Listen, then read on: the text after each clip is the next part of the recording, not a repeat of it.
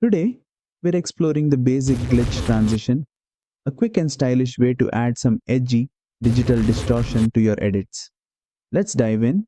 Start by adding two clips to your timeline and placing them back to back. These will serve as the foundation for your glitch transition.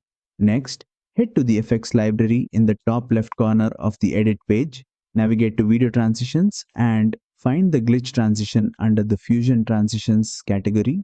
Drag and drop the glitch transition between your clips. By default, it will create a glitchy digital effect as one clip transitions to the next. If you want to adjust the duration of the glitch, simply click and drag the edges of the transition on the timeline. Increasing the duration makes the glitch last longer, while decreasing it creates a quick, snappy effect. And that's all there is to it. The glitch transition is a simple yet impactful effect, perfect for adding a modern and tech inspired touch to your edits. If you found this tutorial helpful, don't forget to like, subscribe, and hit the bell icon for more DaVinci Resolve tips.